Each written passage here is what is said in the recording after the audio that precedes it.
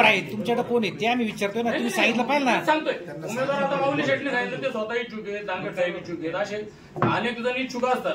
जो पक्ष निर्णय घेईल किंवा पक्ष ज्याला कोणाला उमेदवारी देईल त्याला निवडून आणण्याची जबाबदारी शिवसैनिकाची. आणि मी तेच सांगितलं, मी स्वतः एक सर्वसामान्य शिवसैनिक म्हणून सांगतोय. तुमचं नाव सांगा. अजित चव्हाण नाव आहे माझं. मी गाव गटाचा विभाग प्रमुख आहे, पण मी पहिला शिवसैनिक. आणि शिवसैनिक हे पद आमच्याकडे सगळ्यात मोठं असतं, त्याच्यापेक्षा मोठं पद शिवसेनेत नाही. आणि म्हणून शिवसैनिक हा त्या उमेदवाराला निवडून आले 100%.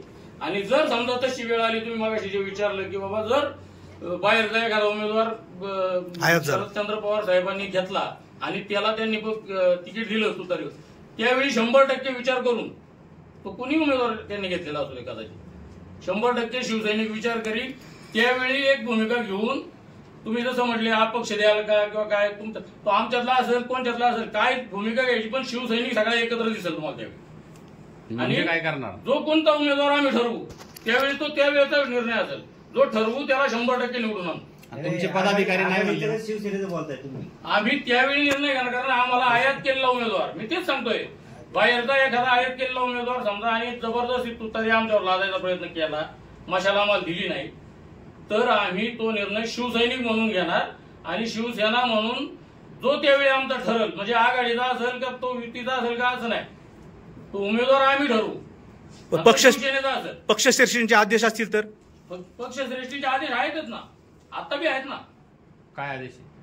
आघाडीचं काम करायचं हे आदेशच आहेत. त्या उमेदवार डिक्लेअर झाल्यानंतर पक्षश्रेष्ठींनी सांगितलं की या उमेदवाराला तुम्ही सगळ्यांनी निवडून आणायची जबाबदारी तुमची, त्यावेळी तुमची भूमिका काय असणार? पक्षश्रेष्ठींचा आदेश असा आहे आता, म्हणजे थोडक्यात उद्धव साहेबांचा आदेश शिवसेनेला असा आहे की जो आघाडीचा उमेदवार असेल त्याला निवडून आणायचे.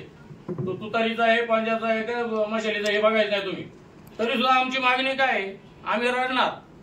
शेवटी बाळ रडल्याशिवाय आई सुद्धा त्याला दूध नाही पाजत. पण तुमचे पदाधिकारी जर मॅनेज झाले किंवा त्यांनी उद्धव साहेबांचा आदेश मानला, उद्धव साहेबांचा आदेश मानला, तर तुम्ही शिवसैनिक म्हणून काय कराल? नाही ते मानणार, आदेश शिवसेनेचा उद्धव साहेबांचा शिवसैनिकांना मानायचा आहे, पण आम्ही रडणार आहेत ना. आम्हाला बाबा आमच्या पक्षाचा उमेदवार मशालीचा उमेदवार पाहिजे इथं, कारण आज तुतारीला आम्ही तिथे एवढ्या मोठ्या लीडनी समजा निवडून दिले. आणि जर आम्हाला मशालीला कुठं न्याय होणार नसेल तर कुठं तरी आम्हाला थांबावं लागेल एखाद्या वेळेस, उद्धव साहेबांना सांगावं लागेल समोर जाऊन. नाहीच भेटलं मशालीचं, मग तुम्ही काय करणार? आम्ही करू. म्हणजे काय कराल? म्हणजे आमचा उमेदवार मी सांगितलं ना, मी स्वतः उभा राहिल्याकडे. ठीक, कोण शिवसैनिक म्हणून? नाही अपक्ष राहिला ना, म्हणजे आता शिवसेना येणारच नाही.